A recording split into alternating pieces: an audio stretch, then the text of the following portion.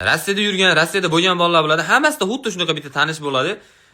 Ko'chada ketyapsizlar, qo'qqisdan basharasiga bitta ko'zinglar tushib qoladi. Sразу miyalar keladigan birinchi fraza "Можно dokumenты devorga keladi-yu". Bashara sotib qo'yaveradi-da. Haligi bola magazinga kirganda sigaretning nomidan boshqa hech narsani ruscha ayta olmaydigan bola. 50 yil yashasa ham o'zgarmaydi ular. 50 yil yashasa ham shunday magazinga kirib, "Devushka, grusha skolka" deb qo'yaveradi. Yo'q. Ko'chada yurasizlar, hech qaysi so'zni o'qiysiz kelmagan bola, "Отец" degan so'zni ko'rganda o'qib qoladi-yu, bilasizlarmi? O'qiganda ham Sasha Pushkin Nurvinida o'qiydi. "Otec" deb qo'yadi-yu. Voy, unga isbotlolmaysizlarda "Otec" emas, "Отец'ligini. Chunki rostdan ham halijada "Otec" yozilgan onasini emsin. Yaxshi ham biz hali "окончание" degan so'zni ko'rib olmadik-yu bola bilan birga.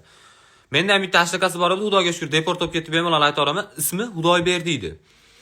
Qizlar bilan tanishasiz, pont qilaman deb, qisqaroq qilib aytaman deb, ismini qisqarog'ini aytaman deb, nima dedi deb o'ylaysizlar?